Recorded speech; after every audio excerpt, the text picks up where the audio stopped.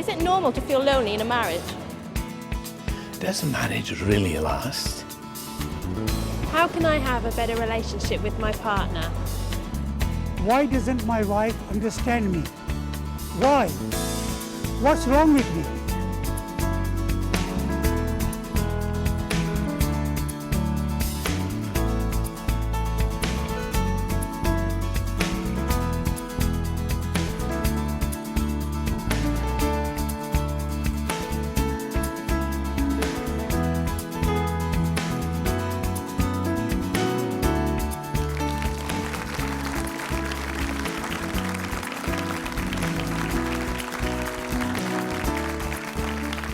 Hi, I'm Emma Coffey, and I want to introduce you to the 21st century marriage. I'm sure wherever you're watching this DVD across the world, whether you're in a new marriage like mine, or whether you've been married for years, we all need a little help. Rob Parsons is the author of 10 books, and he's spoken to over 500,000 people in live seminars. I'm sure that his timeless wisdom will make a real difference in your relationship. So let's welcome Rob as he presents the 21st century marriage.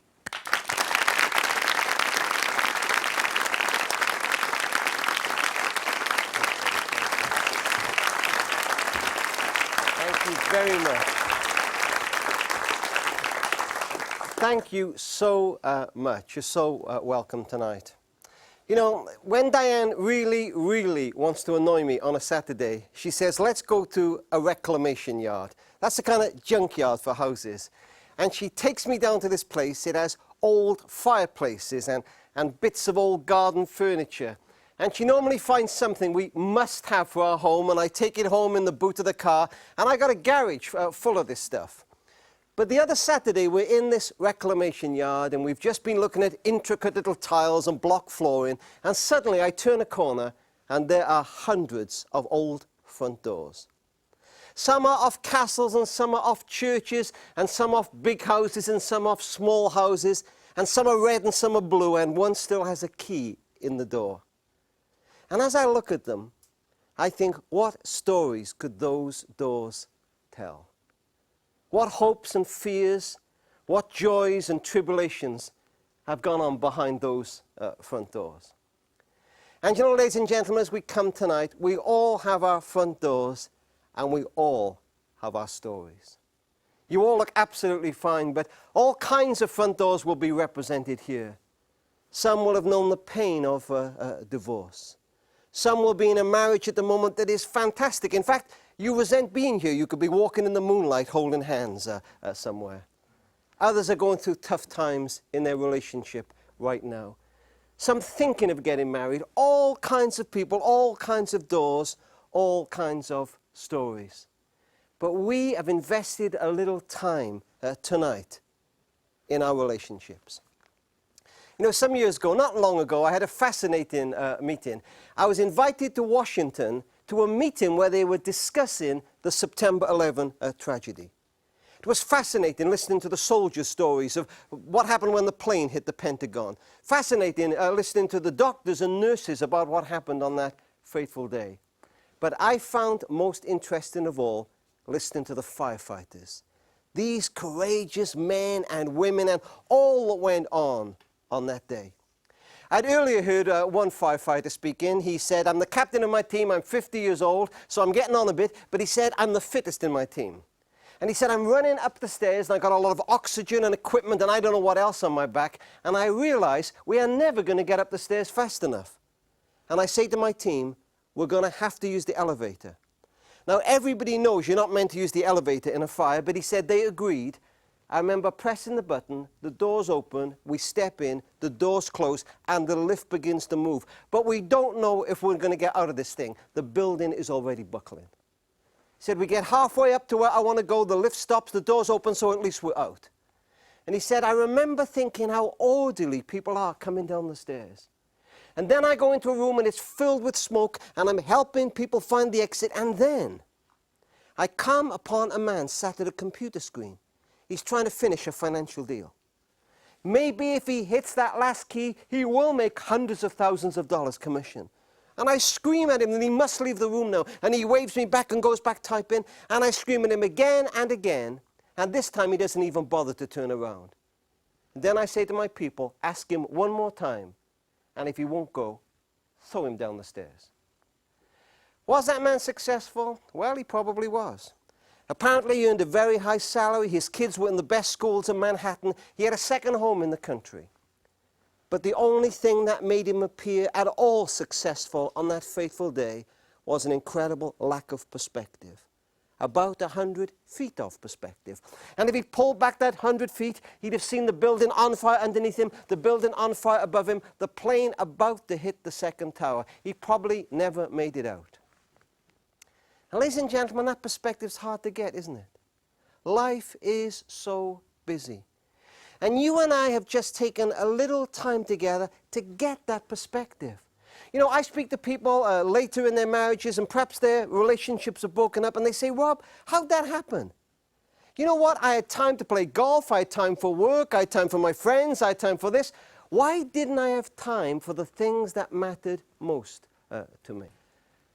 Do you know, ladies and gentlemen, there are marriages of 20 years plus, and in all that time, they haven't had 20 minutes where they've sat in a quiet room and listened to each other. Darling, tell me your hopes, tell me your fears, tell me your dreams. Tell me what about me drives you crazy. Can I share one or two things about you that bother me? Not 20 minutes in 20 years. And it tears the heart out of love. I know these are not easy issues. For the last 20 years, I've been involved in a non-profit organization working in the area of family life. I see incredible pain come across my desk, horrible cases, violence and sexual abuse, and I know these are not easy issues. Diane and I have been married for over 30 years. You can't be married that long without going through tough times. Times when it seemed that love had died. Times when it seemed that perhaps it was all over now, and everything said, it's time to finish. Perhaps those times are ahead for us. Writing books on marriage and running seminars on the stuff doesn't preclude you from that.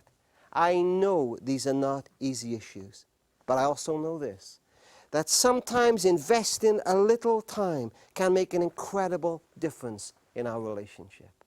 And that's what you and I have done together tonight. And over our time together tonight, we're going to look at 8 issues, and any one of them, if you have a great marriage, can make it stronger. And perhaps even help save one that's going through a little difficulty right now. And the first we're going to look at is love begins to die when we come to believe that we don't matter anymore. Love begins to die when we come to believe that we don't matter anymore. We could have a lovely home. We could have lovely presents given to us at birthdays and Christmas and special occasions. But somehow we come to believe that we're just a piece of the furniture. I had an incredible letter some years ago. I've never forgotten it. It was from a woman. She said, I don't expect you to understand how I feel. I'm sure you get people writing to you've been hurt or abused in some way. Perhaps their husbands are having an affair. None of that has happened to me. I feel selfish writing to you. But in our home, it's just I've come to believe I don't matter anymore. My teenage children treat me as though I'm some necessary but unwelcome intrusion into their lives. My husband doesn't treat me well or badly. It's just as if I don't count. If the television broke down, there would be pandemonium. But if I broke down, I think it'd be a month for anyone to notice. I feel as if I don't matter. That's it. No more or less. I just don't matter anymore. And you know, it's so hard for love to survive when we come to believe that we're nobody. Watch a couple in an affair. He is waiting for her in the restaurant.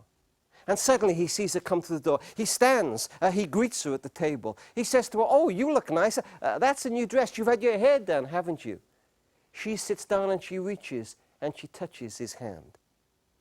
I know it's easy in the affair. I understand that. In fact, this couple, if they go on seeing each other long enough, will have to fight with the ordinary invading that relationship, and then life will get a little tougher. But somehow, in our marriages, we have to keep that.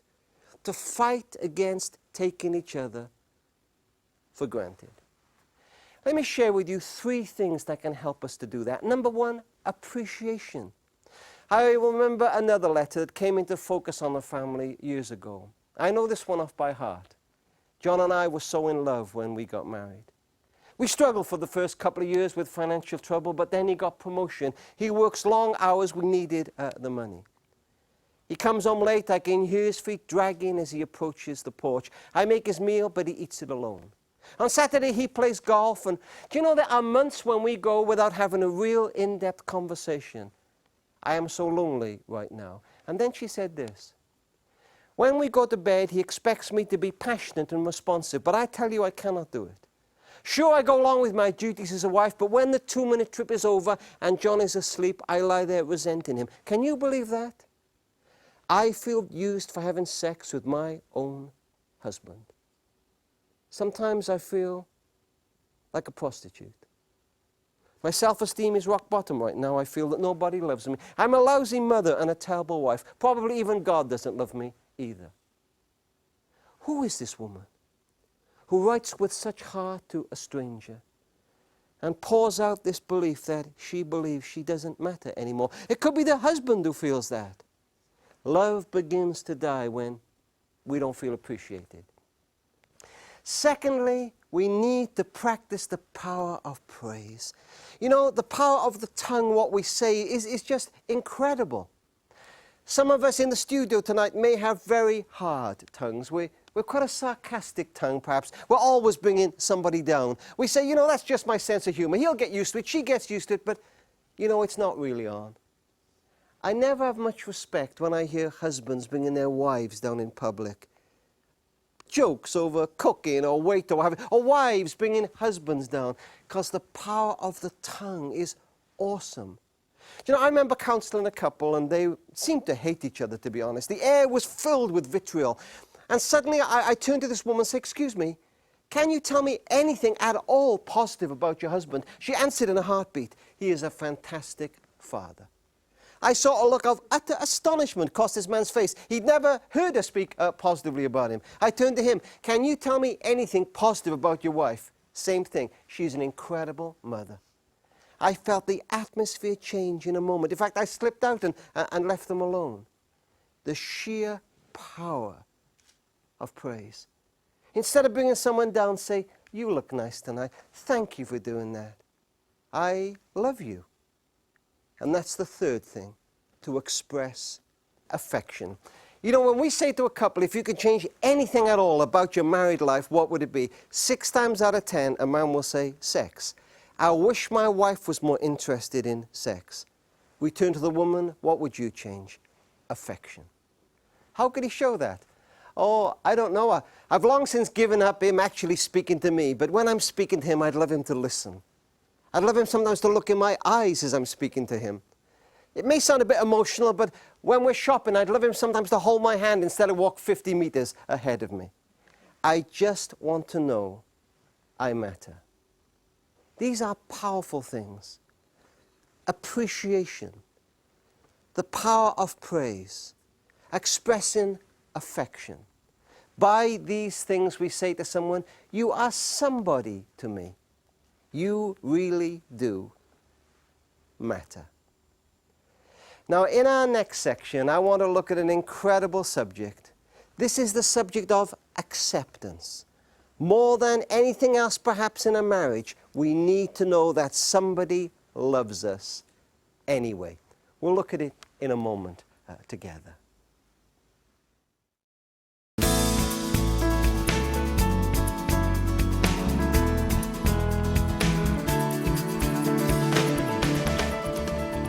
I want to look at the whole subject of acceptance here. You know, so often we want our partners to change. I think of a woman who insisted that her husband go to marriage counseling. He was a very little man, very particular. He kept his socks in a certain drawer and in color coordination. He kept his papers in a certain way. He was very particular, but there wasn't a lot of passion about him, to be honest, and she was missing that. And she wanted him to become more passionate, so she took him to a marriage counselor, and he made intricate notes, but it didn't seem to work at all. And after 6 months, even the counselor lost patience with him. And one day he got up and he looked at this woman and he put his hands either sides of this dear man's wife's face. And he kissed her full on the lips. And he said to this man, "There, your wife needs something like that at least once a week." The man said, I think I can bring her on a Wednesday afternoon. You know, we all want our partners to change in some way. I can remember saying to Diane years ago, "Darling, if you could change anything about me, what would it be?" I'd honestly rather hope she would have to think about it for a while. Diane didn't even hesitate. She said, "Darling, when you shave, you leave the stubble around the sink." She said, "I'm not sure how you do it, but you get the shaving foam up the wall higher than head height." And she said, "You roll the towel up in a wet ball and throw it in the bath. I would like you to remove the stubble and the foam, fold the towel up and put it over the radiator." I said, "Is that it?" And my dear wife said, "That will do for starters." Do you know, I've thought so much about that. Di's had a full-time job outside the home and a part-time job, but just then she was a full-time homemaker. And I can imagine saying to herself, "You know, Rob, this is my job right now, looking after this home. And when you and the kids leave it as though Hurricane Flora has just visited us, what you say to me is, my job doesn't matter. And Rob, what you're really saying to me is, who I am doesn't matter." She would often say to me, "You know, Rob, that's what drives me crazy about Lloyd leaving his dirty trainers and empty yogurt cartons all over the carpet. It's not just clearing them up, it's the lack of respect. It's wanting to believe I matter." But if we are going to try to change our partners, change ourselves, perhaps first we must learn to accept. Let me give you 4 keys to acceptance. Number 1, accept what you can't change. When I was 14 years old, I was no better at DIY than I am now. And in the woodwork class, they gave us a chance to make one of 2 things for the final exam, either a coffee table or a potato plunger. Now, I don't blame you for not knowing what a potato plunger is.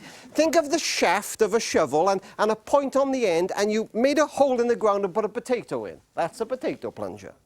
I looked at the design for the coffee table. It was impossible for me. I decided to try the potato plunger. I gave that thing everything I possibly could, and finally I lay it on my desk. And to be honest, I was rather proud of it. And I remember the teacher coming now. He looked at it and said, "What is it?" I felt that was rather hard. It obviously wasn't the coffee table. I said, "Sir, it's a potato plunger. You just put it in the ground, make a whole potatoes go in." He said, "It's awful." And I said, "Sir, I did my best." He said, "Parsons, your best is not good enough. Where'd you go as a boy of 14 when your best isn't good enough?" And sometimes, you know, we want our partner to change, but sometimes they can't change. And you know, sometimes when we want them to change so badly, we sometimes miss the person that they are. The first key is accept what we can't change. And secondly, perhaps we need to realize that sometimes we're looking for perfection, just perfection. You may have heard of the man who wrote to a dating agency. He said, I'm quite demanding, he said. "I want somebody who is small, loves water sports, and enjoys group activities." And the computer sent him a letter back saying, "Marry a penguin." Sometimes we have such high standards. You know, you can have some of it in your marriage, but you can't have it all. You have a right to some, but not a right to all. We can't want our partner to be perfect. Perfect is too big a burden to bear. And perhaps the third is to talk about change. Sometimes to tell our partners how we even would dream that they would change. You know, I think of a couple at the very door of the divorce court. And finally, they talked about the last-minute possibility of saving their marriage. And he said, "Well, what can I do to change?" I think he expected something really profound. What he got was this: "I want you to hold me without it always having to lead to sex. I want you to compliment me in front of other people. I want you out loud sometimes so others can hear it to say that you love me. Sometimes when I'm speaking to you and the phone rings, I want you just to let it ring. I want you to make me feel as though you really want me." That was 13 years ago. They're still married, still love each other, and still changing. Point number 4. When you can't change your partner, you can change yourself. I think of a guy who said, you know, for years I wanted my wife to be a certain kind of person. I had the kind of dream of the kind of person she should be. And then he said, one night I met a friend whose marriage was broken up. And he said to me, you know, I wish my Susan were more like your Sally. And I said, excuse me? He said, I wish my Susan were more like your Sally.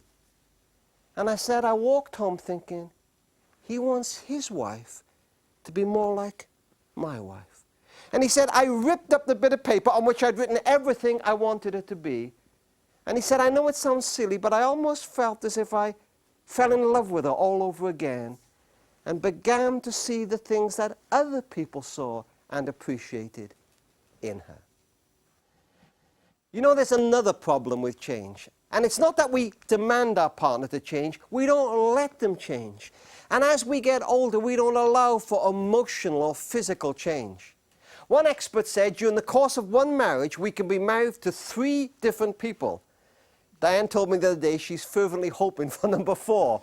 But leaving that aside, we don't allow for people to change.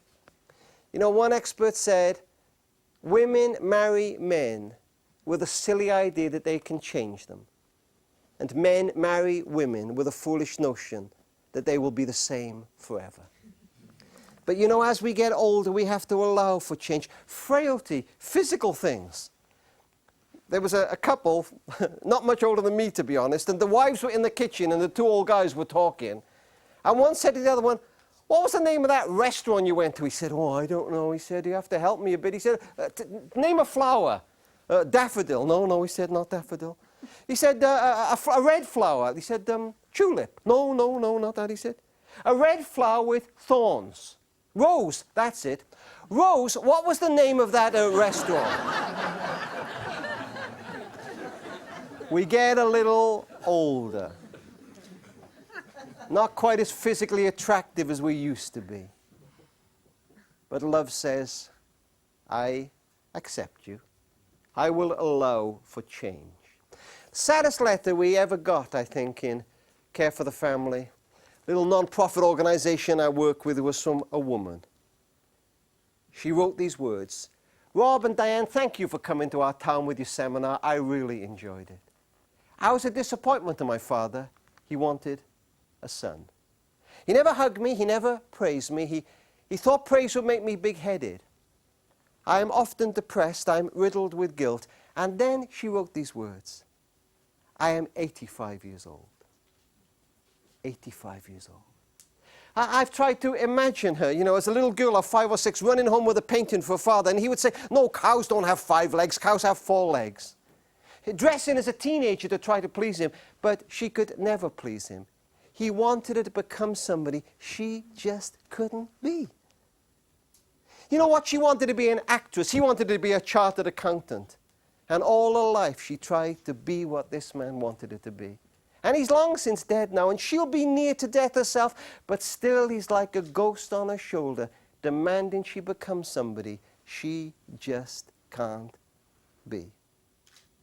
Acceptance says, I love you. And almost as much as that, I accept you.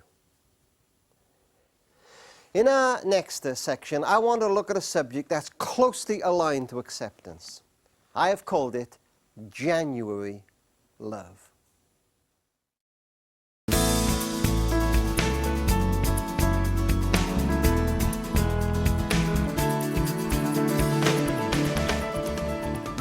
In this section, I want to look at what I call January love. My daughter got married recently. I can't believe that happened. How did that happen so fast? You know, I remember when Kate was 12, I knocked on her bedroom door one night, and I thought, why did I do that? I've never knocked on Katie's bedroom door before. I know why I knocked. I knocked because the previous evening a young woman had stalked into my living room.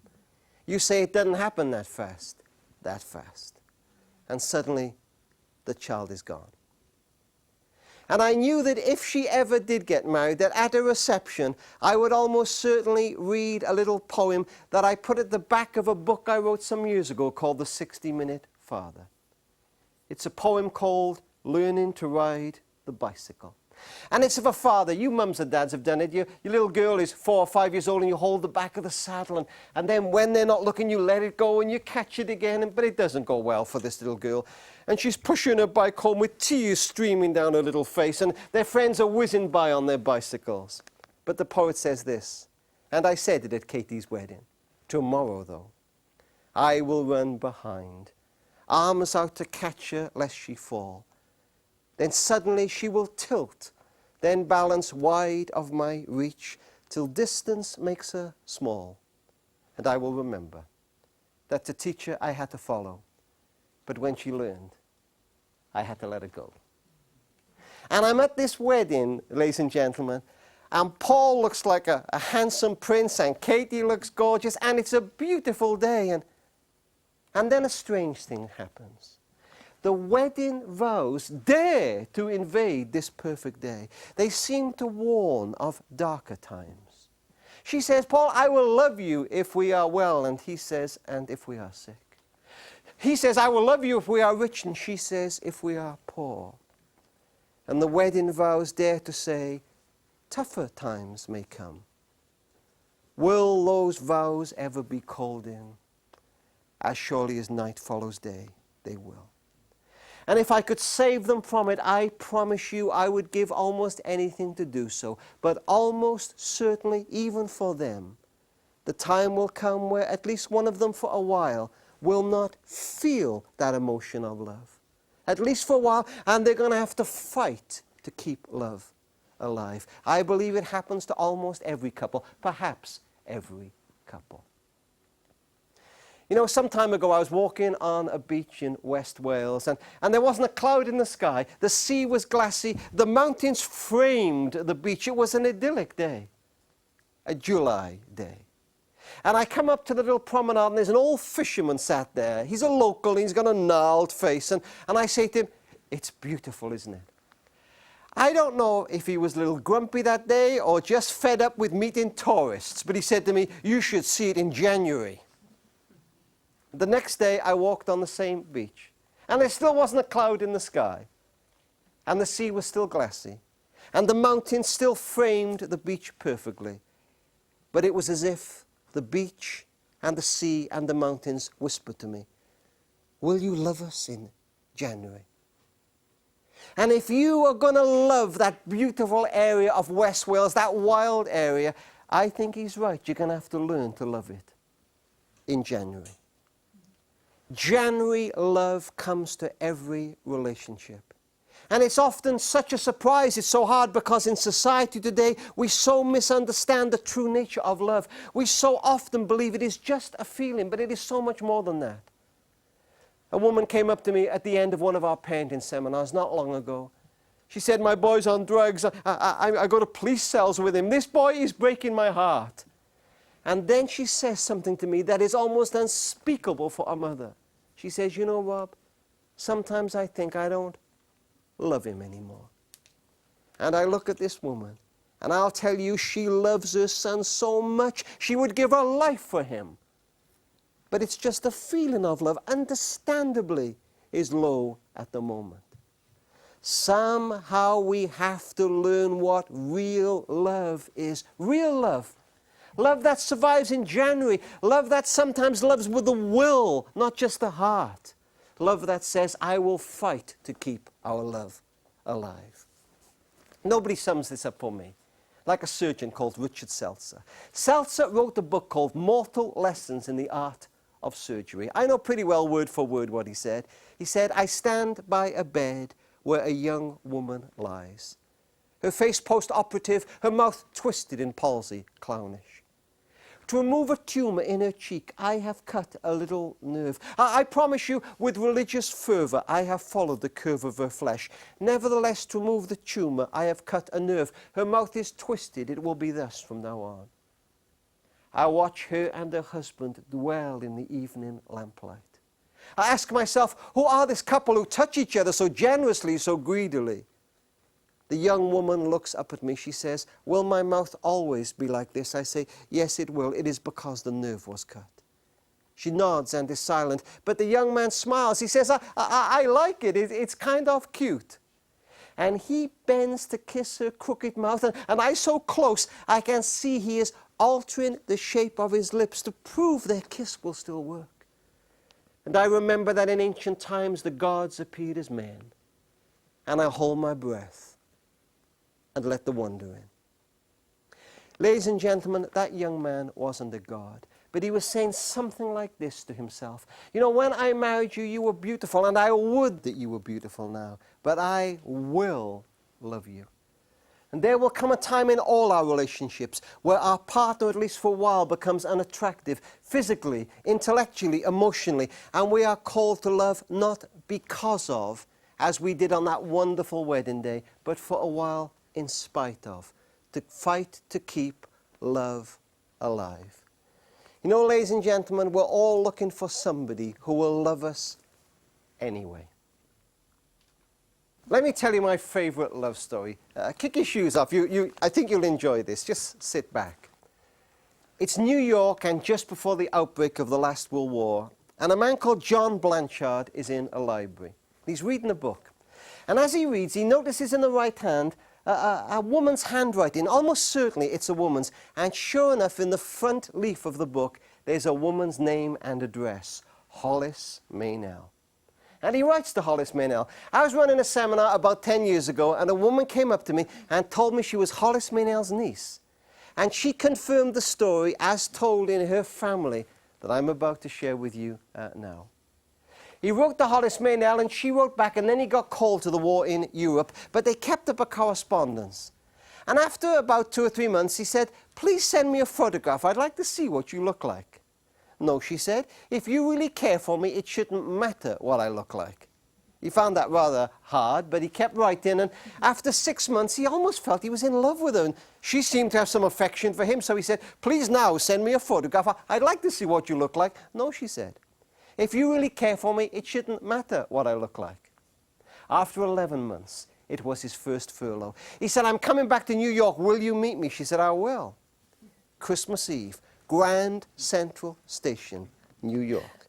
He said, "How will I recognize you?" She said, "I'll wear a red rose in my lapel." She wrote back, "How will I recognize you?" He said, "I'll hold high the book you wrote the notes in, and I'll be in my uniform." Well, imagine it. He is quite in love with this woman he's never set eyes on. And John Blanchard takes up the story. He says, "It's Christmas Eve, and I walk into Grand Central Station. There are thousands of people there, and I'm looking for this woman who has captured my heart, when suddenly, out of the crowd steps this young woman. She has long fair hair. She's dressed in green. He later told a friend it seemed that springtime was bursting out of her. He said, "I was captivated. So captivated, I forgot to notice she was not wearing a rose." She jiggled her hip. She smiled at me. She said, "Going my way, soldier?" He said, "I desperately wanted to follow her. And then I saw the woman with the rose. She was older, much, much older than I thought. She had a little sensible woolen knitted hat on that made its way down to a sensible brown warm overcoat and flat brown sensible shoes. She had little glasses and a cane." He said, "I desperately wanted to follow the young woman in green, but I thought, no. This woman has sustained me through the long months of the war. This won't be romance, but it might be something deeper." He said, "I did not hesitate. I squared my shoulders. I walked up to her. I saluted. I said, 'My name is John Blanchard. You must be Hollis Maynell. Could I take you to dinner?' The older woman scowled. 'Young man,' she said, 'I've no idea what all this is about. But the young woman in green who just went by begged me to wear this rose. And she said if you were to invite me to dinner, she'll be waiting for you in the big restaurant across the road.' Apparently, young man, it was some kind of test. Hollis Maynell was bright. Hollis knew that one day even her great looks would fade. Hollis was looking for a man who at least at some level could love anyway. A man who at least at some level understood January love. In our next section, I want to look at the problem of the sheer busyness of life and how in this crazy world we can possibly make time for love.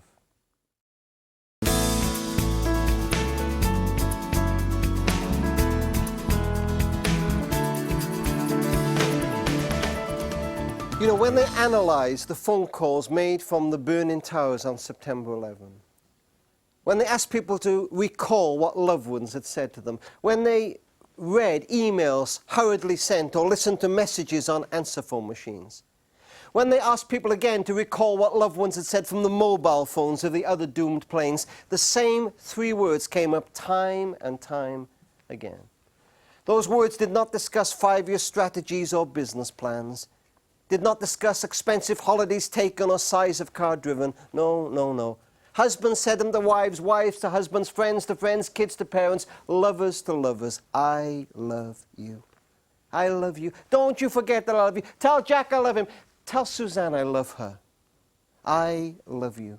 Because when it comes down to it, it's relationships that matter to us more than anything else in life. It's just that life is so busy. Sometimes we live as though that were not true. Some time ago, I was asked to speak at quite a large financial organization's annual do. I spoke for about 30 minutes on lessons I'd learned when my kids were small, when I was just too busy. I shared how fast the door of childhood closes. And when I'd finished, the CEO stood up and thanked me, and then he came and sat next to me. And we're on the stage, and all these people are out there, and he's crying. This is a bit embarrassing, and I touch his arm. I said, "You all right?" He said, "Yes, Rob, I'm just a bit emotional. When you spoke, it reminded me, you know, I got back the other day from overseas, and I said to my 14-year-old son, 'Well, son, did you miss me?' And he said, 'Dad, I really didn't, because you're never here.' And he said, what really hurt me was he wasn't being sarcastic. He was just articulating what has become for us a lifestyle. You know, sometimes when we're counseling a couple and they're about to divorce, we'll say, why are you breaking up? And they'll say, you know, it's strange. In so many ways, we still love each other. But you know what? Over the years, there's been a creeping separateness. I remember that phrase so strongly. I remember the man saying it, a creeping separateness. We just grew apart over the years. I remember so many years ago, I suppose about 26, 27 years ago, and Diane becomes quite ill, and I remember cancelling engagement after engagement, and Diane and I sitting in front of the fire on long winter evenings, unpacking our lives. Where had we gone wrong? What lessons could we learn? How could we learn to communicate again? Do you know what? Sometimes you have to make time to make that happen. It doesn't just happen because life is so busy. I think of a very successful businessman I know who almost lost his relationship. His marriage was almost over, and he put aside every Thursday night for he and his wife to have time together. It wasn't anything fancy, not a restaurant, not cinema even. Sometimes they just walk around the park together. Sometimes they just have fish and chips at home together. But you needn't ring him on this night, because it was her night. And they fought to keep love alive. And they began to learn to communicate again together, to share their hearts. I suppose when men write to us in Care for the Family, that's the non-profit organization I'm involved with, time and time again, they'll talk about sex. Pretty well that would be the case. I wish my wife was more interested in sex, that kind of thing. And so often when women write, they talk about affection and communication. I long for my husband to speak with me, for him to share his heart with me. One woman wrote and said, she said, my husband apparently at work is the life and soul of the party. But when he comes home on the way, he seems to have a conversation bypasser operation. And you know, I do think, I know men are not always like this and women always like that. I understand it. But certainly I meet many men and we do find it harder to communicate in some way. But perhaps what we need to realize is that what people are often looking for is not somebody to speak, but often to listen. Many people are craving for somebody to actually listen. Good listeners don't interrupt They're not having conversations like this, waiting for you to finish so they can get in. Good listeners don't interrupt. They don't let anybody see them look at their watch or the clock. Good listeners don't leave their phone on vibrate and have a sneaky look at it in the middle of the meal. Two things good listeners do time and time again. They look in people's eyes. The greatest compliment you can pay somebody when you're speaking to them is to look in their eyes. You may have heard of the little girl who said to her father, she's about 6 years old, and he had his head sunk in the sports page of the newspaper. She said, "Daddy, listen to me while I'm reading to you." He said, "I am listening." "Silly Daddy," she said. "Don't you know you have to listen with your eyes?" Great listeners understand that. They listen with their eyes. And you know, and I think perhaps we men have to understand this, great listeners know they can't fix everything. Great listeners understand that sometimes those who share their hearts with us don't want you to fix their problems. They just want to know that you're with them, that you understand, that you empathize with them. I had a lovely story the other day, a little boy of 4 years old, and the man next door had lost his wife. They could hear him crying some nights. And he had a little porch outside his house, this old man, and he would sit on this chair. And one day, the little boy ran and he sat on the old man's lap for half an hour. And when he came back, his mother said to him, "Jack, what did you say to him?" He said, "I didn't say anything. I just helped him cry." Sometimes people want that from us. They don't want us to fix it. They know we can't fix it. They want us to help them cry or help them laugh. They want to know we understand. And you know, ladies and gentlemen, when we do not or will not communicate, when other conversations are much more important even than those with people we love, we are often surprised by the suddenness with which relationships will end. He is staggered to get the note pinned to the fridge door. She's gone. Let me read you a letter that came into us some years ago. Simon and I were so in love when we got married. It was nothing for us in those early days to sit and talk for hours. Even when we weren't speaking, there was a sense we knew what the other was feeling. It's hard to know when we really grew apart. Simon's job became more and more demanding. I had the children to see to. Perhaps I gave them too much attention. But looking back, I honestly feel if I hadn't been speaking to them, I wouldn't have been speaking to anybody.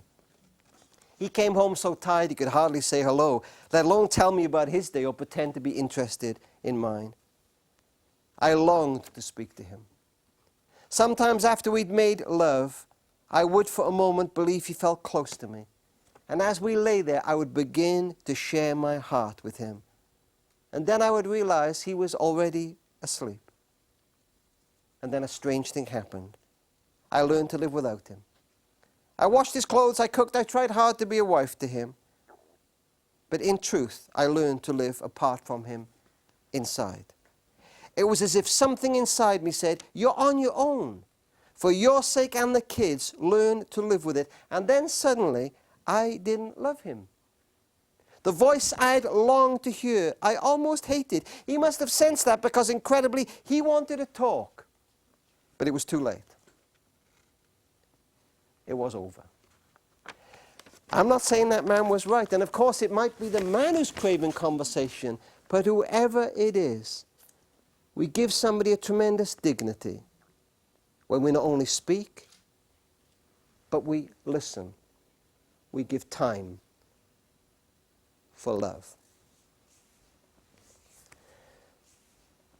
In our next section, I want to look at what happens in a marriage when the sparks start flying. Now, this is only what I've learned from books, because, of course, Diane and I have no problem in that area. But it's fascinating stuff, isn't it, when conflict hits a marriage.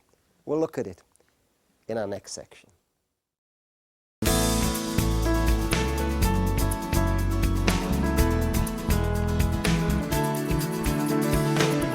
In this section, I want to look at conflict in marriage, when the sparks start flying. The first thing to say is almost impossible, I would say impossible, to get to a marriage relationship without experiencing conflict. You know, sometimes I meet couples who tell me, we've never ever had a cross word. I don't know whether to just disbelieve them or feel sorry for them, because it's almost impossible to get to a married life without some fights, some rows, isn't it? We've invested so much in this person. You can choose your friends and get rid of them, I suppose, if they hurt you. Your parents you didn't choose anyway. Your kids, if they ran you over with a double-decker bus, you'd probably still love them. But your husband, your wife, you've invested so much in them, almost impossible not to have conflict. Dan doesn't know I'm going to tell you this, but I overheard it the other day. Somebody said to her, "How long have you been married, Diane?" She said, "We've been happily married for 24 years. I said, "Darling, we've been married for 34 years. She said, "Exactly." Now, I don't think we've had 10 of conflict, but we've certainly had a conflict in our marriages. In fact, the problem with some marriages is not they row or fight too much, they don't row enough. There is rather what we talked about earlier, a creeping separateness, which is far, far worse. Now, of course, some relationships descend into a destructive conflict where partners tear each other apart. You know, sometimes when we're counseling a couple, they might be about to break up. We'll say, "Why are you splitting?" And they won't recite big hurts, but many, many small hurts. They will have lists of them, if not on paper, imprinted in their very minds. They've never been dealt with. Over the years, they have simmered and now grown into this incredible bitterness. These small, unresolved hurts say, "You do not love me. I cannot love you anymore." Resolving conflict in a marriage is absolutely vital. And I want to share with you 6 ways that I believe can help us avoid the war of the worlds in our relationship. Number 1, remember that we are all different. We all have different buttons. We all get angry over different things. We all have different ways of expressing things. Does anybody here have a difficult person in their school or office or hospital, wherever you work? Anybody here with a difficult person? Oh, just 1 or 2. I sometimes see people who have difficult people. Let me tell you something about difficult people. I was reading the other day the history of the railroads, hundreds of years ago. And one engineer noticed that it's the last carriage on a train that's normally involved in accidents. So he suggested they remove it. Difficult people in office or home or school life are like that. We dream of the day they'll go. You're dreaming of some of yours going now, aren't you? Do you know what happens when they go?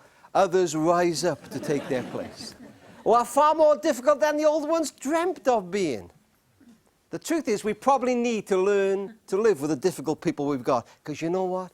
We are difficult. We all are a little difficult. And we're all different.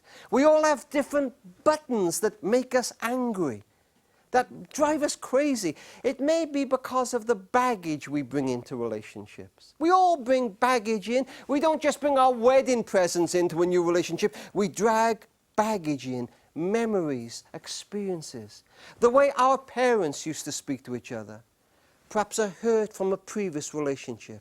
And suddenly a husband and wife will say something and it will remind us of that deep hurt we experienced all those years ago. And we will explode. You'll say, "What did I do? What did I say?" In truth, a memory came visiting. We are all different. We need to know it. Secondly, it's important to let your husband or wife know how you are feeling. Now, one of the most frustrating things for me about being married to Diane is she'll upset me in some way, and I'll decide to sulk. When she speaks to me, I will grunt replies. She will say to me, "Do you want a cup of coffee?" I say, No, I'll make one of my own a little later. I will sigh a lot. And then after about 2 days, it will dawn on me that Diane has no idea at all that she's upset me. In fact, I overhear her telling friends, "He's a little chirpier than normal." We have learned in our marriage, you have to tell people.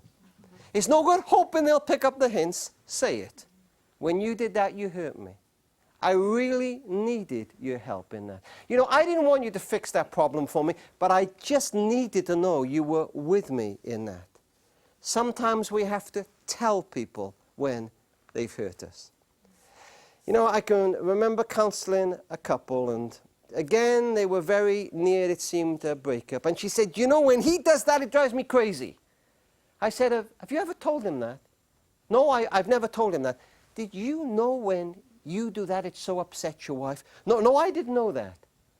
15 years married, about to break up. Not even the most basic level of communication that says, when you do this, it hurts me. Sometimes we have to just say it. Thirdly, don't let it fester. Get used to airing it and forgetting it.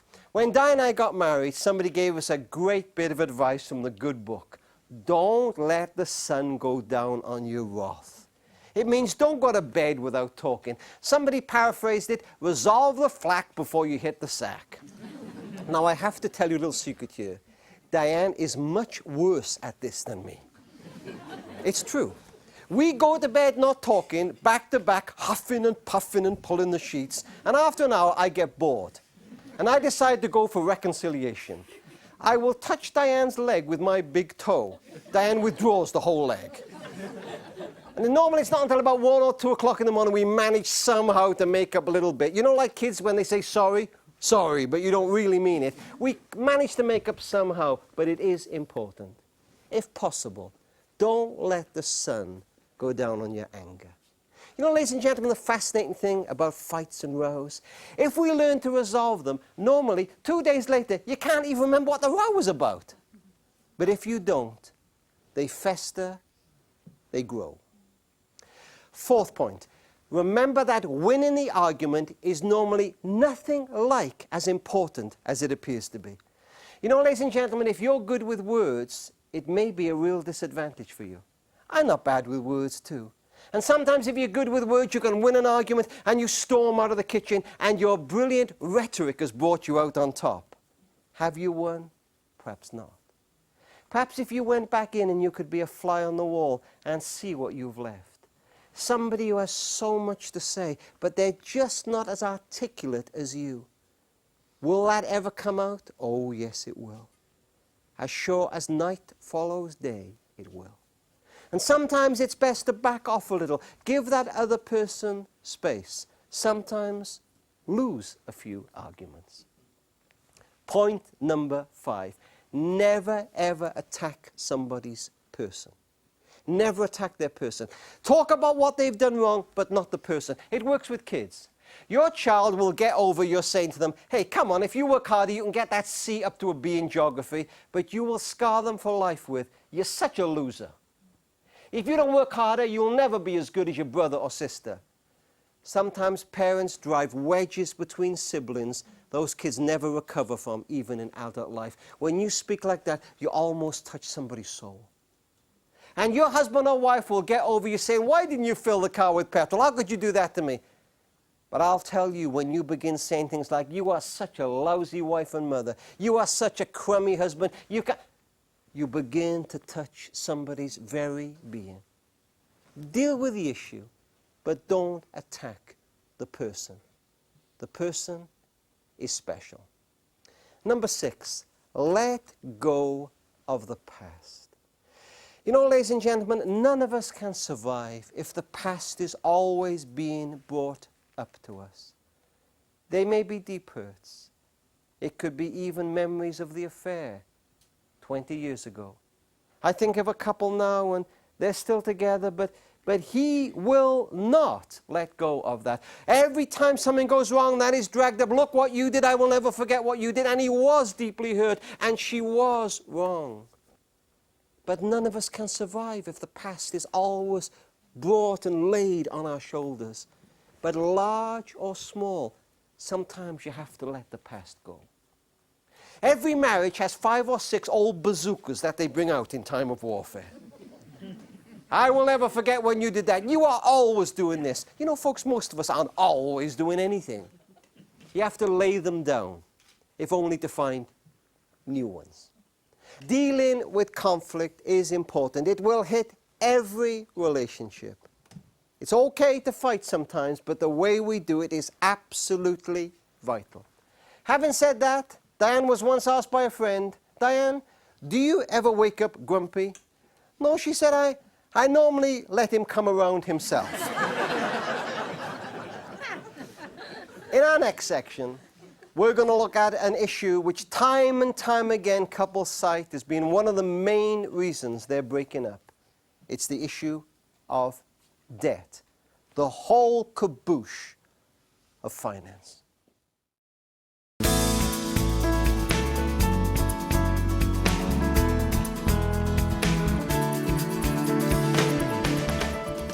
So many marriages that break up cite debt as one of the major reasons.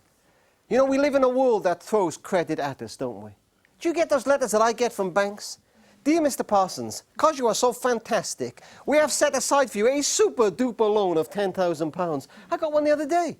Told me I could go on holiday with this stuff. Well, imagine I did. Went to Barbados for a fortnight. And I come back and I get the sand out from between my toes, I put my bucket and spade away, and I begin the 10-year repayment on this loan. We live in a world where credit is thrown at us. You know, my dad was a postman, a mailman. Dad didn't earn much money. We didn't have an inside toilet. We didn't have running hot water. We didn't have a bathroom. But my old man was never in debt. He would take me aside once a year and he would recite to me that bit from Dickens. Son, he would say, annual income, 20 shillings. Expenditure, 19 and sixpence. Result, happiness. And then my old dad's face would get very somber and he would say, annual income 20 shillings, expenditure 20 and sixpence. Result, misery. And then I became a lawyer and I began to ignore every bit of advice my old dad ever gave me. People would lend me money, you could have credit cards, you could have overdrafts, rob Peter to pay Paul. We had a lovely home and it was years before the children were born. It was 5 o'clock in the morning, it was still dark. And I remember Diane was still asleep and I slumped in a chair and began to cry. And thought, how on earth am I going to get out of this debt? And if you'd looked at two men, the rising young lawyer and the old postman, and asked which is in financial trouble, you'd have got it wrong. Debt is a terrible thing. It can make us feel worthless. We almost feel that there can be no tomorrow. And debt is no respecter of income. My daughter's a lawyer. She spent a while in quite a fancy London city law practice, but then she kind of wanted to do something different. And now she works in a debt counseling centre. Most weeks of her life, Katie's on her feet trying to save somebody's home in some way. But she said to me the other day, Dad, she said, the people that come across the door of the Speakeasy Debt Counseling Centre have all different incomes. The relatively poor come and the relatively wealthy. You see, most of us spend about 10% more than we earn, no matter what we earn. We fund that on credit cards or overdrafts, but you can't do it like that in the long haul. See, my dad understood what governments do not understand, what companies do not understand, what individuals do not understand. You can't go on spending slightly more than you get in, no matter how much you earn, without getting in trouble financially. Guy came up to me some months ago. He said, Rob, I heard you speak 5 years ago. I was on £100,000 plus, and in so much debt, I was almost thinking of taking my own life. And he said, the simple things you shared changed my life. But how do we fund that 10%? Well, credit cards, overdrafts, and so on. We're going crazy with credit cards. You know, ladies and gentlemen, imagine you spend £15 on a top or a shirt. Say, I don't know, $25. Guess how long it will take you to pay that back if you only make the 3% a month minimum payment? Any ideas? 15 years. 15 years. In fact, you won't have paid it all back after 15 years. And that's a credit card with an interest rate of around 19%. What if it was a store card with an interest rate of around 30%? Ladies and gentlemen, if you are making every month the minimum payment on a credit card, there's no way back.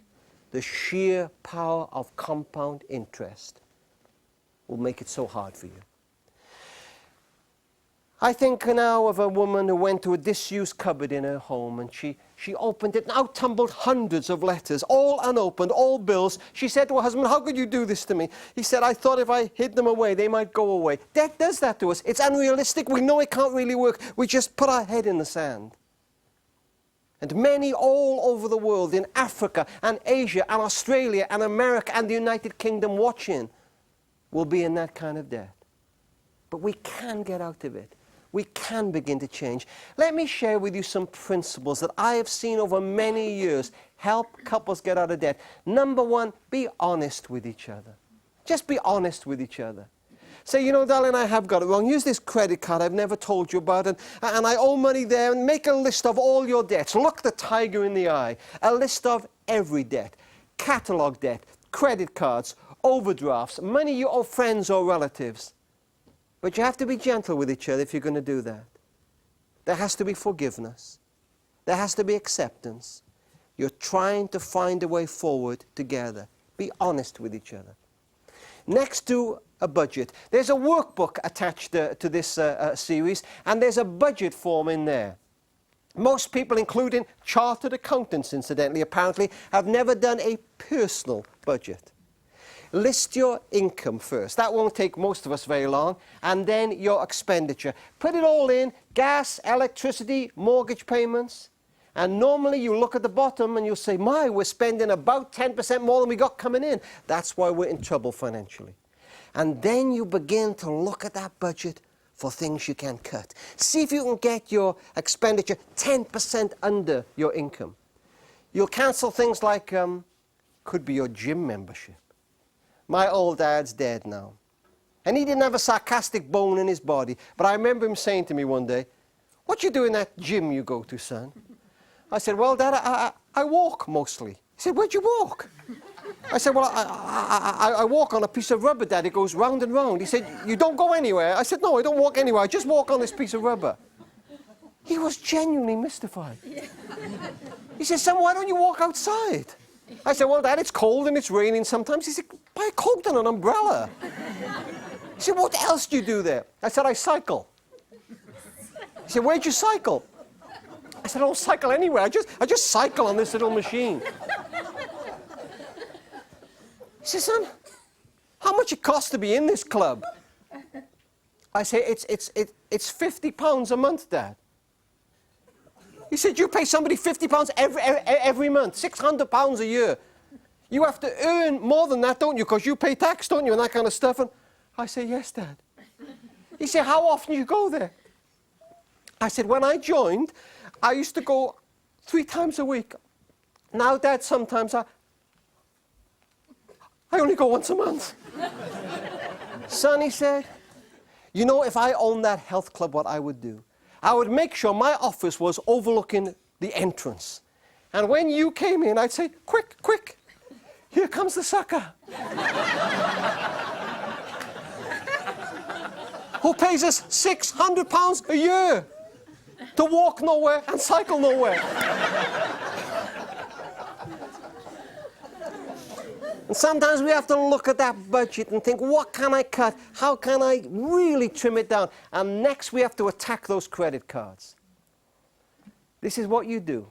First of all, you find out the rate of interest you're paying on those credit cards. Most people haven't got a clue what rate of interest they're paying. And you line them all up and preferably cut them all in half. Now, I know you say it's impossible to live without credit cards. Well, if you really can't, keep one if you have to. And then you take the biggest, the ugliest, the giant, with the biggest rate of interest. And you make the minimum payment on all the cards except for that one, the ugliest. On that one, you pay the minimum payment plus all you can. And that debt is going to come down because that card's cut up now. It's not going anywhere. And when that one's paid off, you take all that you were paying on that one and you move it down to the next expensive card, plus the minimum payment you were paying anyway. And you begin to move those cards down, and one by one, you watch those giants fall. It takes a while, it's tough, it's hard. Thirdly, you might want to go back to cash for a while. You know, my old mum used to have 3 cups in a china cupboard. This for gas and electricity, this for food, this for rent. And we laugh at the foolishness of my old mum, but I'll tell you, many companies wish they had those cups. Understand cash. You know the problem with credit cards? They whisper to us, this is not real money. This is not real money. Even those hole-in-the-wall machines are like that, aren't they? I heard of a man the other day, he took £10 out, then 20, then 50, then 10. Big queue developing. A man at the back of the queue said, can we have a go? And he said, not while I'm winning. It has that kind of feel to it, doesn't it? Cash is different. You know, just last year in the United Kingdom, we launched something called Cash for a Month. We got 2,000 people signed up. We launched it outside the Bank of England, and we asked people for a month just to use cash.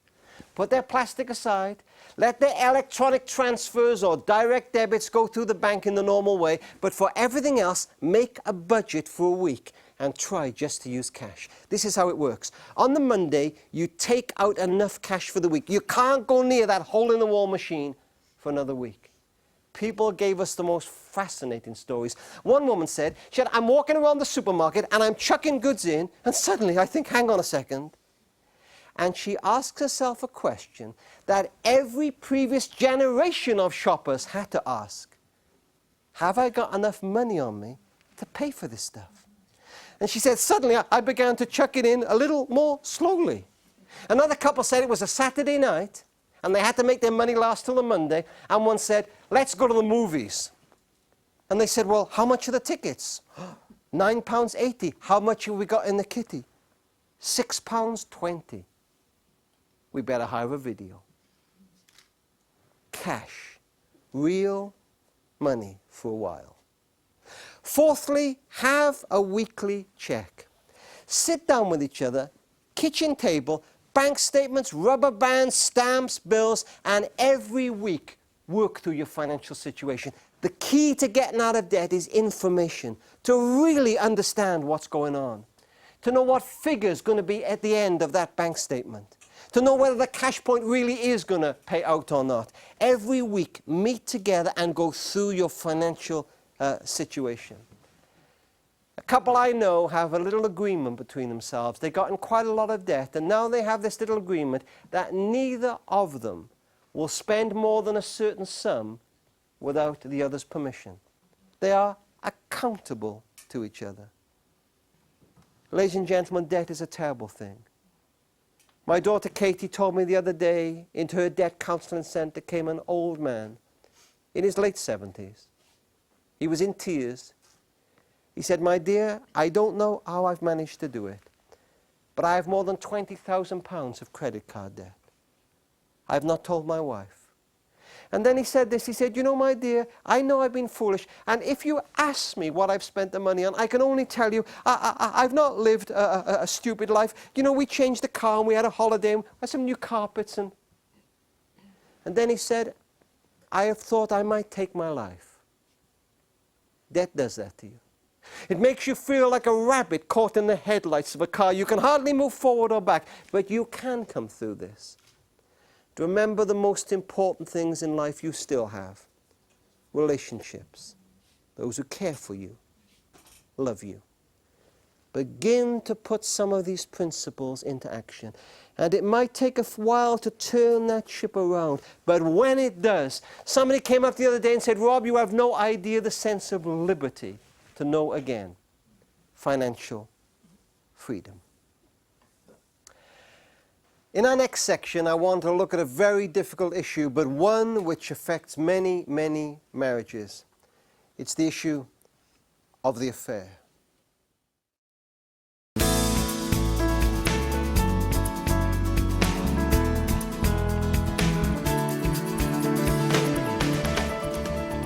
I sit down with a friend and he tells me about the woman he's having an affair with in his office. He says, Rob, don't you dare think that I have broken their marriage up. No, no, no. Her marriage was in trouble already. And you know, Carlo and I, we were so young when we got married, and we've not been getting along for a while now. I don't love her as I used to. And you know what, Rob? In the long run, this will be better for Carla, and it'll be better for the kids. And then he leans back in his chair, and he tells me what life is like with this new woman. Robbie said, it's incredible. The conversation, you know, with Carla, we hardly spoke to each other. You know, we walk together, and at times, even when we're not speaking, it's as if we really know what the other's thinking. And the sex, Rob, the sex is incredible. You know, for the first time in my life, I feel free. And now it's 2 years later. It's a rainy Saturday afternoon. We're downtown and I see my friend in McDonald's. He only sees his kids now on weekends. In fact, he has them every other weekend. And it's kind of hard, you know, to know what to do with them, especially if it's raining. He's been to the cinema with them now and they're having a McDonald's together. And I go in and I grab a coffee and I sit down with him and I say, "How you doing?" And his shoulders sag and he says, "Not good." Rachel and I have broken up now. We started to fight a lot, you know, and she's back with her husband now.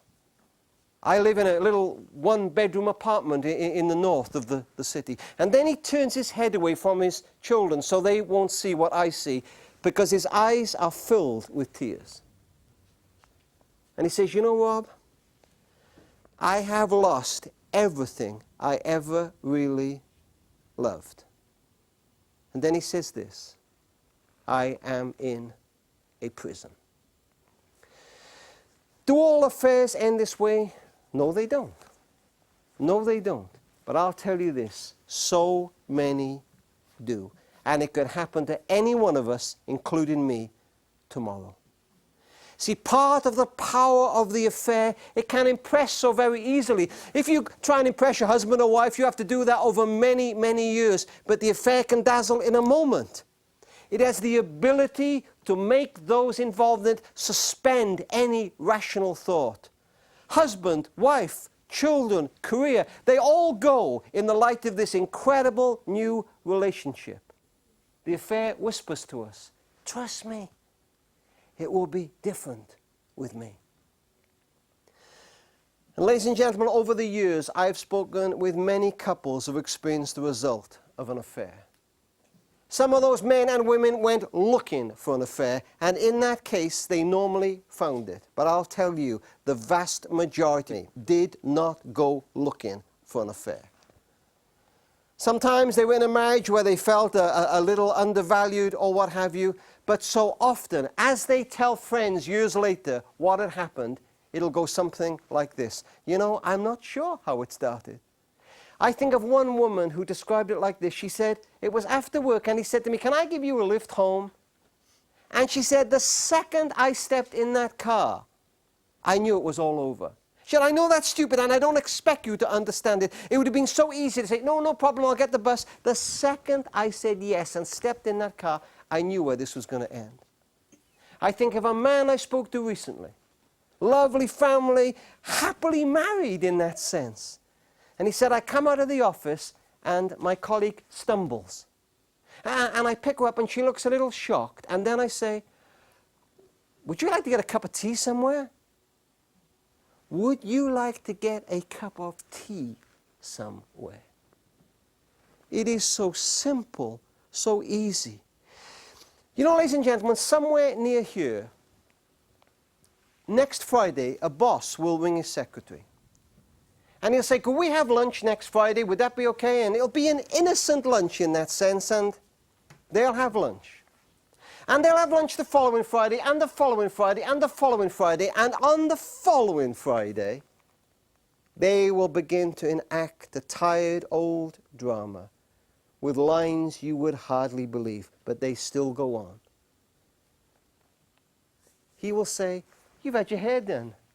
She'll say, gosh, you've noticed. You know, Peter would never notice that. Isn't that a new dress you've got on? What? Why, yes, it is. And she'll say, you know, you are so easy to talk to. You are such a great listener. Neither of them are bright enough to work out if he's such a great listener, why isn't he at home listening to his wife talking to him? And then one of them will say, you know what? My husband doesn't understand me like you. If I were your husband, I'd understand you. Do you know my wife takes me for granted? You know, Jack, I would never take you for granted. You make me feel alive. The following Friday, they'll climb into bed together. Where was the battle against that affair lost? I'll tell you where. In the 10 seconds when his hand hovered over the telephone, when so easily he could have done something else. He had 10 seconds to decide whether he was going to make that call or not, knowing where it might lead. And for her, 10 seconds in which she decides whether or not to accept that lunch invitation. 10 seconds.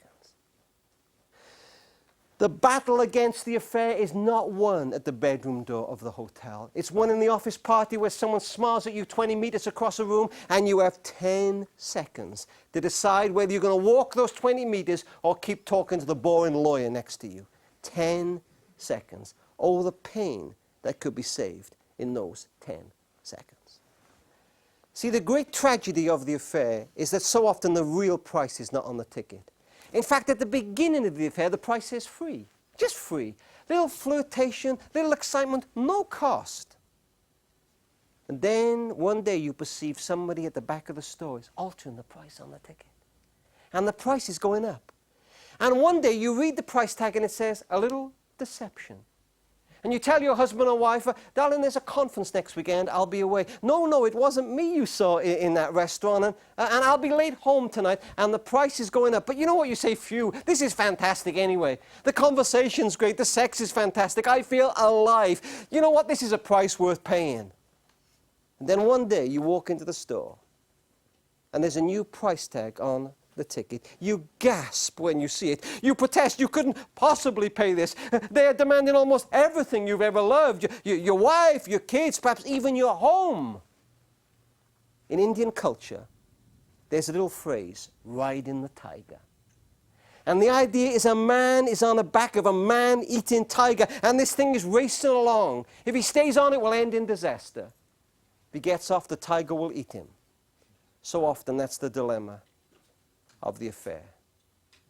And some pay the price, and some don't. But for all, the pain is incredible. I've already told you I believe it could happen to any one of us, including me, tomorrow. But for all, the pain is incredible.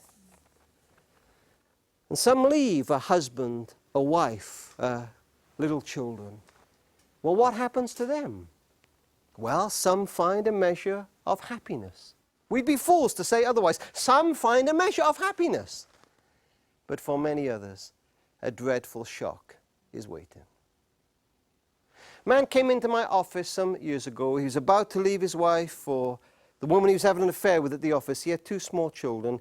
He said, Rob, I don't have a lot of time. My wife wanted me to come and see you. My friend said I should, but I don't have a lot of time. A little arrogant, to be honest. I said, well, can you spare me 2 minutes? He said, what do you mean? I said, well, I see more affairs in our business than many people see in a lifetime.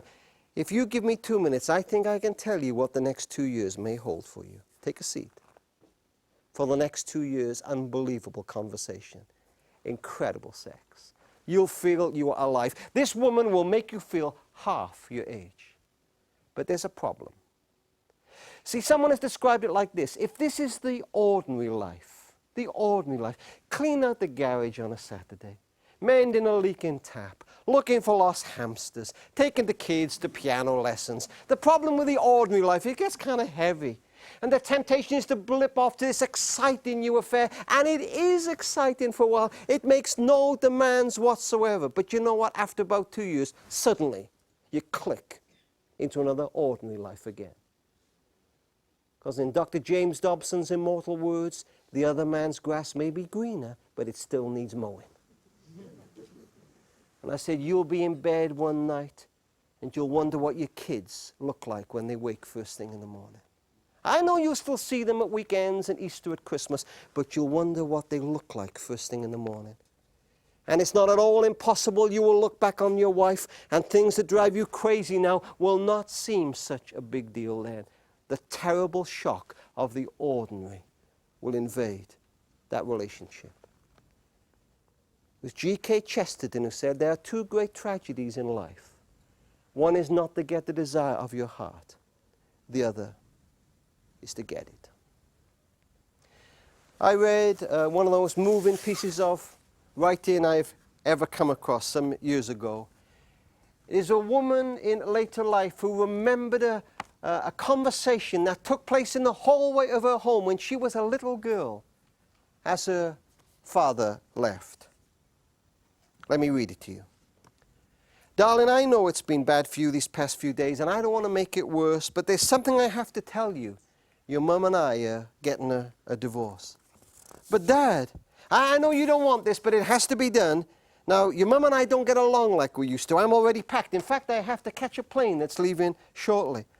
But Daddy, why do you have to leave? Well, darling, your mum and I can't live together any longer. I know, but why do you have to leave our town? Well, I've got somebody else waiting for me now. Daddy, am I ever going to see you again? Of course you will. We'll work something out. But what? You'll be living away and I'll be here. Well, maybe Mum will agree to you spend some weeks in the winter and summer with me. Why not more often? I don't even think she'll agree that, darling, let alone much more.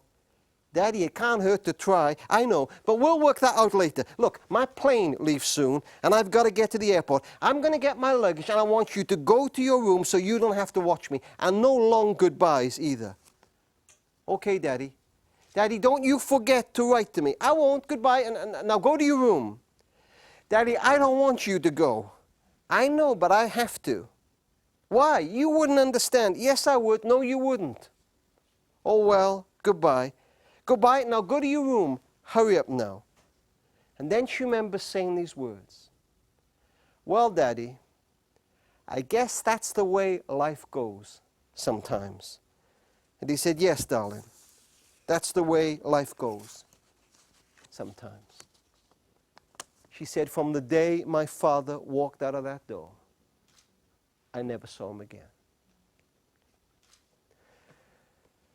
And some of you will write to me, and you will say, too emotional.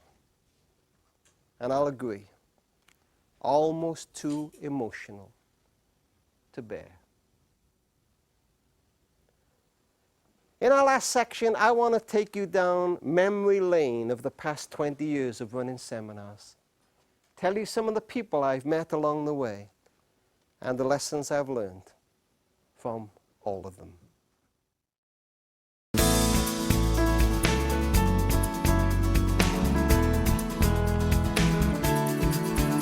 Well, our time together is almost over. And you know, as I think back on 20 years of speaking all across the world in family seminars, so many memories come flooding back. I remember a woman coming into my office and I said to her, your husband says you're not interested in sex. She said, it's true. With him, who would be? She said, he comes home late at night, he sits in front of the television, he kicks the cat. He's got a slight cold, so he's sipping bottle after bottle of cold remedy. Looks as though he's about to die any moment. And somehow he staggers upstairs and he falls into bed. And I look at him. And I think, well, I've been married to the old boy for almost 30 years. I'll lie next to him and hold his hand as he slips away into eternity. And I lie next to him, and suddenly, hey presto, divine healing. And I say, you can't possibly want to. You almost dead a moment ago. Oh, I feel a bit perkier now, he says. And many women will say, it actually makes me feel like a prostitute. Now, it may be that, but it's not just that. See, the sexual reaction in most men, I know this is not every man and every woman, but in most men is faster generally and can more easily be divorced from the total relationship. But for most women, the total relationship is very important for good sex. A sense of being valued, somebody, little kindnesses, sometimes touch unassociated with sex. In fact, one woman said, she said, in my opinion, most men are like gas stoves. They roar into life pretty fast, and frankly, they go out pretty quick. She said, women are more like electric stoves. They take a long time to warm up, quite a long time sometimes. And you think, is it hot yet? No, not yet, no. So you leave it for an hour or two and, no, not yet, no. But suddenly this thing is red hot. But now you've done cooking. And she says, hold me. Talk to me. You know, we live in a world where sex is thrown at us from every billboard, every film, but really, in reality, there's little openness amongst us. If only we could have laughed a bit more with each other. You're not the only woman in the world who doesn't leap at the thought of sex every night. You're not the only man going through some difficulty in this area. It's normal, but we have felt this is just us. This is just us in our marriage. It is just us going through this. But it's not just you. It's very, very common. You know, I remember years ago, it was Diane and I, an anniversary night. And I booked a really, really romantic restaurant. I'll be honest with you, the day we put the date in the diary, sex was on my mind. But Diane was just looking forward to a kind of romantic evening. Not silly romance, but no kids and no phone and a decent meal. And we go to a really, really romantic restaurant. It's very expensive, to be honest with you. And there's a guy playing a Spanish guitar. I buy her one of those ridiculously expensive red roses. And we sit down, and after a while I say, well, shall I get the bill now? And she says, do you mind if I finish this starter first? Would that be okay? And eventually the bill comes, and I get her home, and she goes upstairs. And I can hear her moving around up there. I think I'll leave her for a few minutes, because I know what she's doing. She's looking for that little black number I bought her 4 Christmases ago. To be honest, she didn't look that excited when she opened it on Christmas Day, but obviously she's put it away for this special occasion. I can't imagine what she's looking like in this thing, and eventually I make my way upstairs, and Diane is walking towards me. And she has on that long winsette nightdress with a little collar and little fluffy flowers and weights on the bottom of it. And she catches the look in my eye and says, oh, you don't, do you? And I say, well, I was thinking possibly, yes. Why do I share those personal things with you? Because they're not personal. Because they're your story as well. And if they're not your story, it's the story of the thousands of people we speak to. This is not just you. And it is possible to rediscover a sexual relationship that you may have felt was gone forever. Some would benefit from a book, some from some counselling, and there's no shame in that. But for many others, it will be enough that somebody took the lid off it, somebody laughed a bit with you, somebody said, this is not just you. With gentleness and patience, you can begin to rebuild your sexual relationship. Even then, one of the partners will probably want sex more than the other, but that's quite normal. And all of us would do well to remember, this is love making. Therefore, it needs a little attention outside the bedroom. And then I remember a couple in a large auditorium. They are 24, 25 years old, and he stands waiting till the auditorium is empty. And then he makes his way towards me, and he tells me his story. Rob, we've been married for 3 years, and a year ago I had an affair. It was just a one-night stand. I was so sorry, I took my wedding ring off and gave it back to my wife and said, darling, don't you put that back on my finger till you can trust me again. And Rob, the other day, she put it back on my finger, and he held his hand up to show me, and he was smiling. But I look at her, and her head is bowed. And I say, forgive me. Forgive me if I'm wrong. I don't mean to hurt you. But I think when she put that ring on your finger, she was not saying, I trust you. She was saying, with all my heart, I want to trust you. And her head came up. She said, that's how I feel. She was prepared to forgive. But he wanted it to be all the same as it was yesterday, immediately. In truth, it would take years to build that trust again. Perhaps it never could be built up in exactly the same way, but she was prepared to forgive. She was prepared to move on. But it needed time and patience and grace. And then I think of the couple who came to one of our very first marriage seminars. She wrote to me afterwards. Rob, she said, my husband had an affair a couple of years ago. We've been married for 14 years, and I was about to divorce him. But then you spoke about forgiveness. You talked about God forgiving us. And as you spoke, I thought, if possible, I want my kids to have a mother and a father. She said, you made us laugh that day, and you made us cry. We're going to try and begin again. And then she wrote a big PS, and she said, here's to the next 14 years. A couple of years ago, that was a long time ago, she sent me a photograph. And here's her and her husband, and 2 teenage kids smiling out of this photograph. Since that day, I've been all over the world with these seminars. To Australia, New Zealand, and Malaysia, and Singapore, and Africa, and I don't know where elsewhere. But I got our team together in Care for the Family, the charity that I work with. And I said, you may not believe what I'm about to tell you, but I want you to know that I mean every word. I'd have done it all. All the traveling, all the books, all the seminars, just to see these 2 kids with their mother and father. I know it's not always possible. I understand that as well as any. We simply must stand by the single parent mum or dad in that most difficult task they have. I know it's not always possible, but I'll tell you the incredible feeling of seeing these two kids with their mother and father was an incredible moment for me. They symbolized what may be possible, not always possible, but may be possible in so many relationships. You see, people say to me sometimes on radio or television, they say, "Oh, Mr. Parsons, some marriages must be over." I say, yeah, you're probably right, but don't ask me to spot which ones. Because time and time again, I see a marriage that was all written off, and somehow something small perhaps will touch it, and they will find a love they thought was gone forever. Then I think of another couple. It's Canada. It's a 2,000-seater auditorium.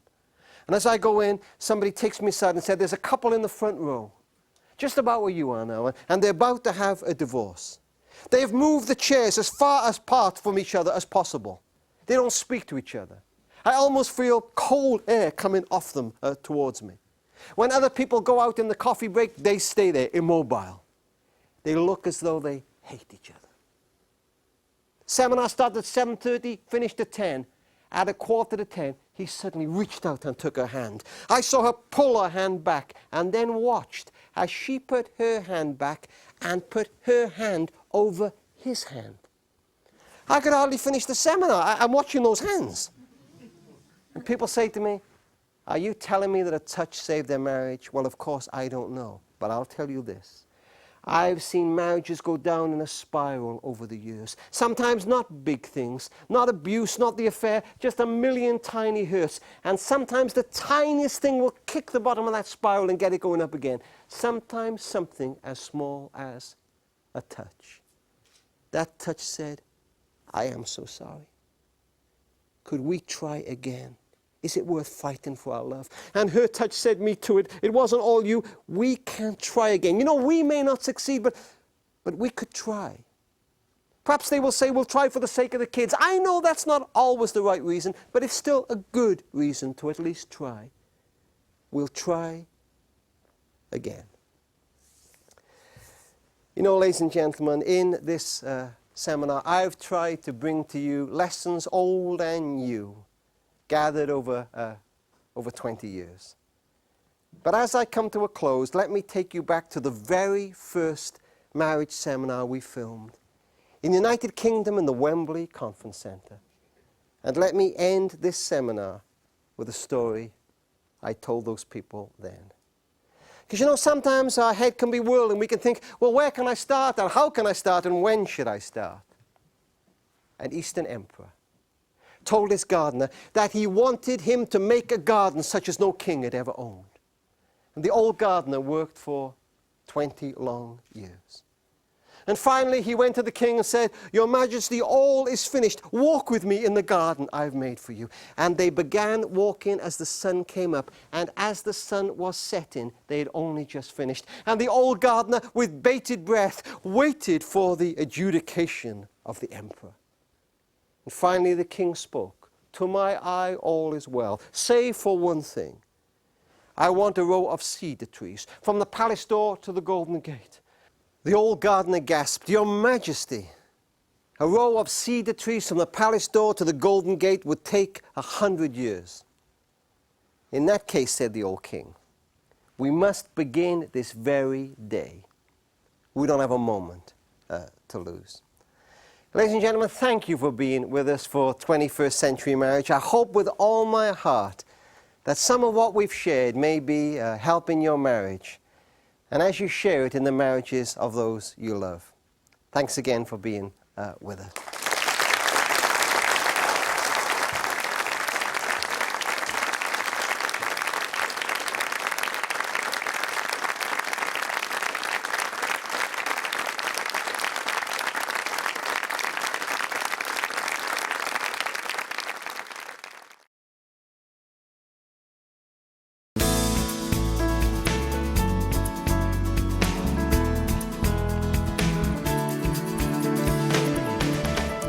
Well, we finished the bit where I do all the talking. I wonder if there might be a couple of questions that might be on your heart, and I'll give it a shot, see if I can answer them. We can only have 4 questions, so I've only got 4 answers. But let's see if there are any questions out there that you might want to ask. Okay, you, sir. Of all what you've talked about, what do you believe to be the most important? Oh, without doubt, it would be loving against the odds, or what I call January love. And you know, so many couples get into trouble in the early years of their marriage. And what happens? They wake up one day and they don't feel in love anymore.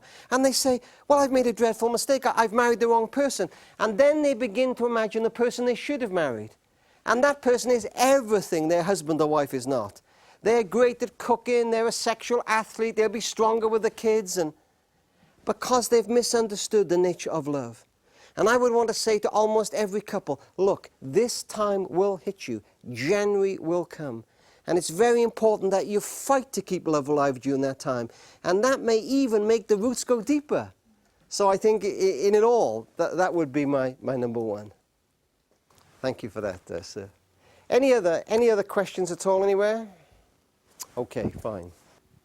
Mr. Parsons, you talked about affairs. How should somebody act if they feel that a husband or wife is having an affair? This is our worst nightmare, isn't it? That we suddenly suspect our husband or wife is having an affair. You know, sometimes I read in magazines that affairs are good for a marriage. I'm not saying that a marriage can't recover from an affair. Of course it can. And many marriages go on to find a relationship that was stronger than ever before. But affairs aren't good for marriage. No breach of trust is good. It's an incredibly traumatic thing to happen and really difficult to deal with. And I think hard for this reason. See, very often at the beginning, there is not a sexual affair going on. But in many other ways, there is an affair of a kind going on. Let me speak from a man's perspective. He is beginning to flirt a little. They are spending some time together in, quotes, innocent activities. A little extra time working on that project, working at the youth club together a bit longer than they normally would. And then they will move from that to sharing intimate details. At the moment, the affair is exacting no great price from him. In that sense, he's got the best of all worlds. He's got a loving wife at home, may still be having sex with that wife, enjoying her, loving her in that sense. Kids home, and this incredible, exciting relationship. This woman is making him feel wanted, valued, admired. But what this man needs more than anything else is a dose of reality. And I would recommend a woman to take the risk and say, you know what, darling, I need to know. Are you having an affair? And normally he will deny it. Because he can. Even if he's a truthful man, he can deny it. Because there's not a sexual affair going on. But she may need to say, you know what, Jack? I think you may be seeing somebody. And Jack, I want you to know, this could cost us everything, our relationship. In other words, I think it's really important that man begins to think about the cost of an affair. Because the worst thing is he goes down that road one day and she just puts it to the back of her mind and he's going on with that illusion, and one day the big price ticket will come. But it has to be done with sensitivity. And you know what? If she gets it wrong, there'll need to be forgiveness. And you know what? Sometimes we do get it wrong. And we just are too suspicious. But we have a right in our marriage to share our heart and our fears. But there's another thing, and I just want to mention it briefly. And I see this time and time again. And again, let me speak from a man's perspective, although it could just as easily be a woman. But this would be more common for a man. He's having an affair, and his wife desperately doesn't want to lose him. And in fact, he's sleeping away a couple of nights. And he's coming back to home weekends, and he's sleeping with his wife at weekends. And friends say to her, you know, you must be crazy, Sarah. Why are you doing that? Kick the guy out. And no, I love him and I want... This is a very difficult situation. But again, that woman may want to say to him one day, you know what, Jack? You may have to choose here. I love you more than I can say. And I want to keep our marriage together. I want my kids to have a father. But we cannot go on like this. You cannot have everything. And I love you too much to even let that go on. I don't know how I'm going to cope without you. But Jack, it can't go on like this. Because the longer that man is in that illusion, the harder it will be for him to come home to reality. But, sir, I am not for a second suggesting these are easy answers.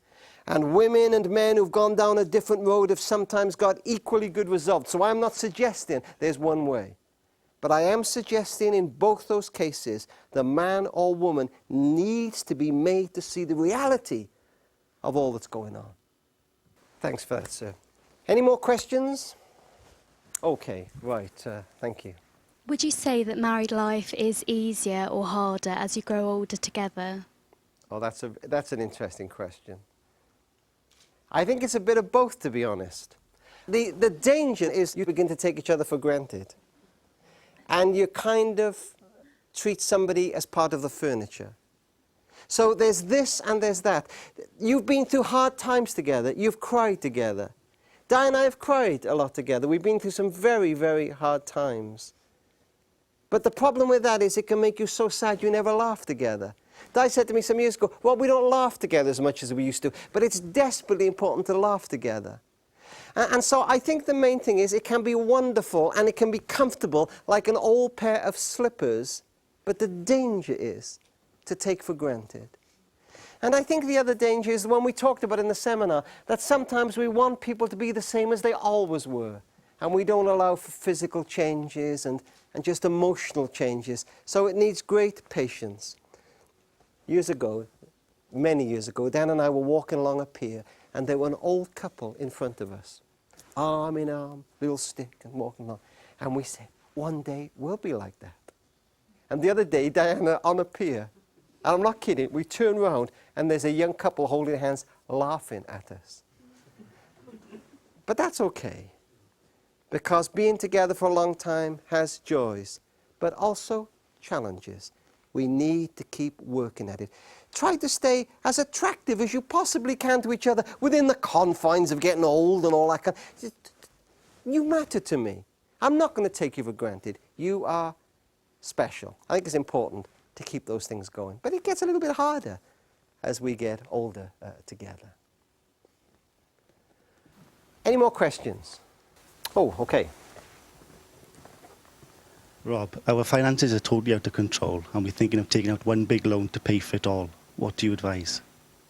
That's a really big one.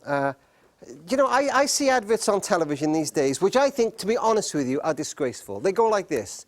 Come to us if you have arrears. Come to us if you've got court judgments against you. Come to us if you can't prove your income. Come to us if you've got a poor repayment record. No moneylender in the history of the world has ever said those things.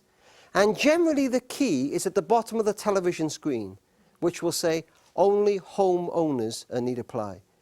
And what you're talking about is this. You're talking about taking all those debts and rolling them up into one easy monthly payment. And I'm glad you raised that. It's very important, because often it's a terrible thing to do. Because what you do is you take things like credit card debt or catalogue debt. Although it's serious, people aren't going to do a great deal to you for that. And suddenly you secure that debt on your home. And now you're in danger of losing your home. So you have to be very, very careful about those roll up into one easy sum loans. They're often tragic in the lives of people who take them out. So thanks for that. That's a really, really important question. Thank you. Okay, last couple of questions. Anybody else? Okay. Yes, Rob. It sometimes feels like the children crowd us out. Do you have any advice? Yeah.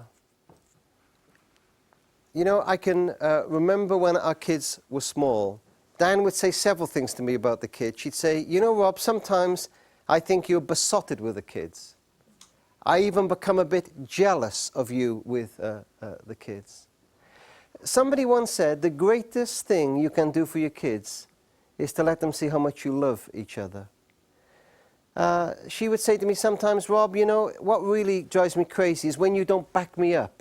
Perhaps with Lloyd, I tell him off and you'll kind of go and play football with him, or I'll send one of them to bed and you'll go up and read them a story. I want you together with me on that. But it was the issue more of feeling sometimes excluded. You know, the sad thing is that very often in a marriage we devote ourselves to our children in lots of ways. You know, incredible birthday parties, lots of activities, just taking them here, there and everywhere, doing their school assignments for them. But you know the problem then is they leave home and we look at each other and say, who are you? And suddenly there's not a life there. So it is very, very important, if we're going to keep love alive, to have, whilst our kids are small, that part of our lives which is for us. And sometimes we say to the kids, no, I'm sorry, we can't. This is our time. Now, it's progressively difficult as they get older, but even then, we need, if we can, possibly, to have time to ourselves. Very, very important. Thank you. Well, let's just get one more question. Anybody else? Okay, yes, thank you. What advice would you give to a young couple about to be married?